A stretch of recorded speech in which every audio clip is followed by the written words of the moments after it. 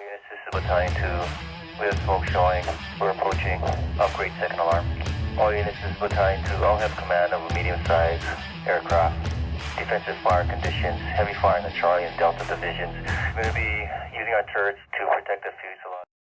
Command Function 4, identify strategy, develop incident action plan.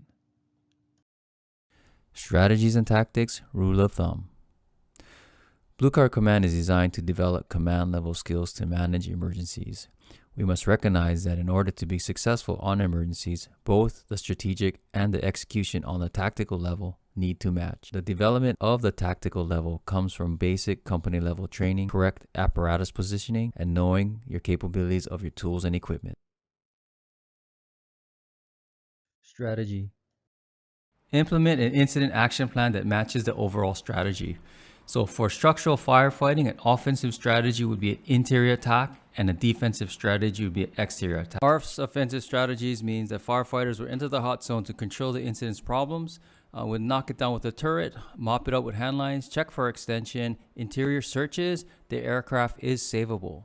Defensive strategies, firefighters will not enter the hot zone. They will use turrets, large diameter handlines, piercing tips to control the hazard, and not do interior searches. The aircraft is a total loss. So in our two pictures here, the offensive strategy, we have a number 2 engine fire. This is offensive because ARFF can hit this with a turret and get fire control, use handlines to mop it up. And after that's done, we can do an interior search. So ARFF will enter the hot zone. So in this picture, we have a defensive fire. It's a well-involved fuel fire on a 717. Interior is fully involved. The fuselage of the aircraft is not tenable. Subdivide this into divisions and start to add resources to those divisions. This is a defensive strategy. ARFF will not enter the hot zone and not do searches on this aircraft. So what starts off as a defensive fire may turn to an offensive fire when more resources come on scene. Aircraft offensive strategic priorities. So ARFF's top 3 priorities are 1. To attack and control the fire. We want to reduce the fire intensity to permit occupants to escape on their own. Number 2 is primary all clears. Once we achieve fire control, we have to make entry and search for survivors. And 3, triage, treatment, and transport. As much as possible, assign a treatment branch. Help order. So when you're doing your primary all clear, we want to search closest to the hazard first and remove and extricate those passengers first. Rule of thumb, keep all ARFF resources focused on the fire attack. Do not split resources to provide patient care outside of the hazard zone unless you have fire control. Now this is resource dependent. If you do have enough resources to start a triage and treatment transport branch, go ahead and do so. But initially, focus all your ARFF firefighters on controlling the hazard.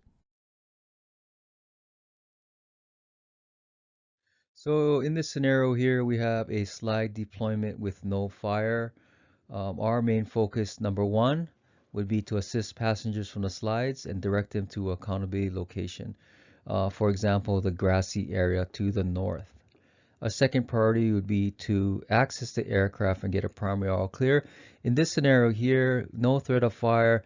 There is time to have resources, whether it's a stair truck or a ladder truck, to begin placing them here to do a primary all clear. Again, no threat of fire. There is no rush to get inside here. We can use airlines company stair truck to get in here, or if you have a mutual aid ladder, but we do not want to cause damage and start laddering wings and making entry into the side compartments here if there is no fire or any threat coming from inside. Our third priority would be to establish treatment branch to manage triage, treatment, and transport of any injury here. We can estimate now for any slide deployment, you could have up to 10% of injuries, and even though there would be many minor injuries that could overwhelm your firefighters on the ground.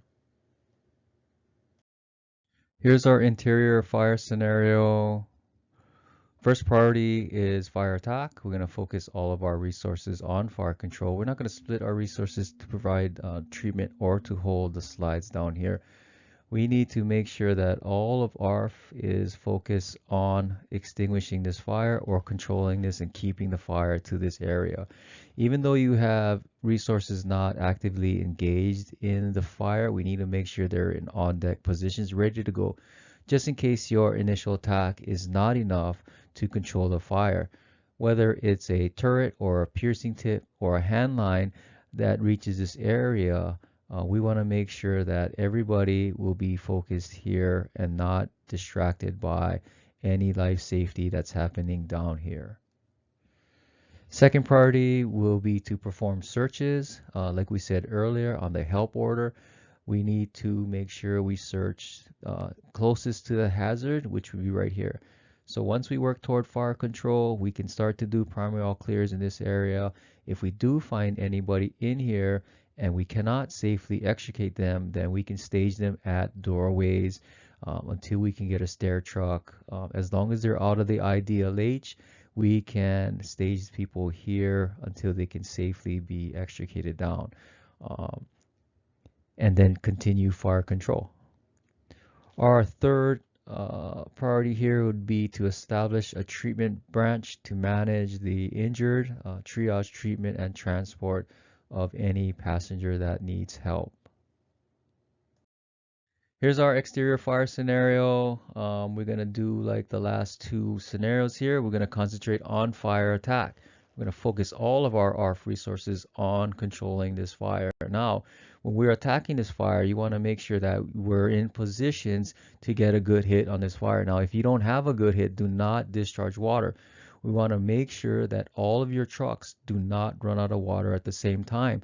So those who don't have a good position should be on deck or protecting exposures, but try to avoid having all your trucks shoot water at the same time. Then potentially you guys could be out of water at the same time. Again, once you have fire control, we're going to do primary searches. And if needed, establish or assign treatment branch to manage triage, treatment, and transport of any injured.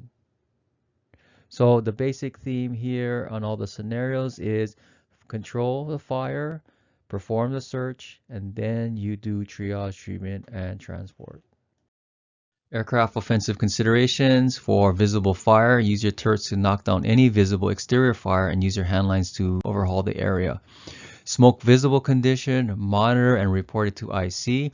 Position your turrets in case of fire. And for any slide deployment, you can estimate a 10% injury rate, and it could be more if you have foam and water on your slides. Interior searches, we're going to have hose lines that go directly to the hazards. We're going to have a minimum of 2-man teams on each hose line, which is 1 nozzleman and 1 searcher. We're going to concentrate our searches near the hazard. We're going to focus on removing these passengers first. We're going to complete primary all clears as we move through the aircraft, and we're going to open up any doors to ventilate.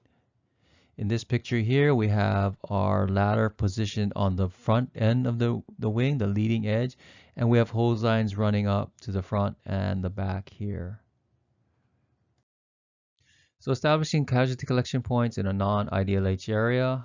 Some of these areas that make good collection points would be galleys, doorways, and the top of wings. Now, if we cannot safely remove these passengers, we're going to have to stage them until we can get a stair truck or a ladder truck to safely get them down. So searches off the hose line or head can be performed if it can be done safely with at least 1 hose line in the aircraft for fire protection. So normally, anytime we do a search, it has to be on a hose line, but for aircraft, the setup for the aircraft, it may not allow that. So if we can do it safely, searches off the hose line may be allowed if the situation requires that. Here we have a picture of a stair truck versus a ladder. Now, most airlines have stair trucks and we carry ladders. And depending on the height of the wing, this operation here can be done relatively easy to pull a hose line up here and enter the aircraft. But when it comes to extrication of passengers, getting them down these ladders is really hazardous. Unless you train in ladder slides and have the manpower to do that, this is a very time-consuming operation. So as much as possible, if we can get a stair truck or a ladder truck to the door, extrication of passengers will be much more safer. Foam operations. We have to consider what is burning. Foam works best on hydrocarbon pool fires. It will put out other fires, but it works best on hydrocarbons. Risk to health, environment, cost versus benefit. We have to weigh the health and environment risks with the incident. If the incident is minor, using foam may outweigh the exposure to health and environment. Also, cost versus benefit. Make sure we're not wasting the foam. Decon PPE and reduce exposure to firefighters. Foam should be thought of like any other product of combustion and should be decon appropriately. PPE will protect you from foam exposure as long as it doesn't penetrate into your gear, but any exposure to your skin needs to be washed with soap and water. Your gear should be flushed at the scene, bagged, and taken back to the station to extract. Command needs to coordinate a foam operation with all foam dispersion or a water dispersion. We don't want trucks to be shooting water, doing a foam operation, diluting the foam blanket. Document where the foam was used and the quantity. So we got to document how much foam was used, the location, any exposures, and also if you're helping mutual aid, you want to document when the IC gave you permission to use the foam.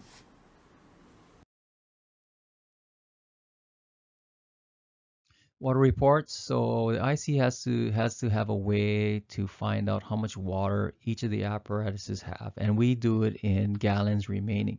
Now, if we do it in half tank, 3/4 tank, now one truck could be a 3,000 gallon and one truck could be a 1,500 gallon. So both of their half tanks would be different gallonages. So the IC wouldn't know what is the true gallons remaining. So we've kind of standardized it here. And like we said, should be gallons remaining. Example is rescue 15. This is command, give me a water report. Command is rescue 15. We have 800 gallons remaining. Okay, so if you have an active fire or you're doing a turret operation from tank water, call IC with priority traffic if you're low on water. Okay, so low water is 500 gallons. So example is command, this is rescue 14 with priority traffic. We have low water, we have less than 500 gallons. So at about 500 gallons, it gives the IC a few seconds to make decisions to replace you or spot you on the side or reservice you. So we want to make sure that we let the IC know that we're almost running out of water to make a decision. And we always want to consider water levels before deploying any handlines, especially if we're going on the interior. Water reports. This is the NFPA 403 for interior firefighting. This chart represents total gallons needed. Here you have your index from small aircrafts to large aircrafts, your GPMs required, the time frame, and then your gallonage here. So it's for index E, it's 250 GPMs for 10 minutes. So you would need 2,500 gallons for interior attack. The 10-minute time frame is with the expectation that you will get a continuous water supply within the 10 minutes here, either by a relay operation, a drafting operation, or a reservice operation. That would give you a continuous water supply. So if you're about 500 gallons left on your tank and you do not have a continuous water supply, start pulling out of the scene if you have no fire control. Now 250 gallons per hose line, that's a large diameter hose line. So normally our fire flow is 125, 150 at the most. So you would probably extend this closer to 20 minutes of work time for your hand line. Again, if you have two hand lines, you'd be closer to 10 minutes. If you have a single hand line, you'd be closer to doubling your time. But again, the main point here is to establish a continuous water supply in or around this time frame here. If not, start thinking about pulling out, going defensive until you get water supply, and then probably go back offensive once that is established. ARFF defensive strategic priorities.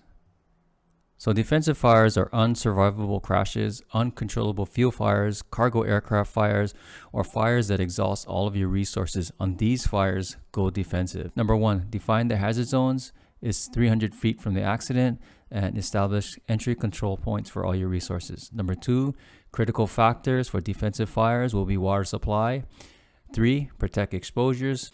And number 4, attack the fire from the exterior with turrets, piercing tips, or large diameter handlines. Defensive fires, aircrafts are not savable. That concludes Command Function 4, Identify Strategy, Develop Incident Action Plan. All units, this is Battalion 2. We have smoke showing. We're approaching. Upgrade second alarm. All units, this is Battalion 2. I'll have command of a medium-sized aircraft. Defensive fire conditions, heavy fire in the Charlie and Delta divisions. We're going to be using our turrets to protect the fuselage.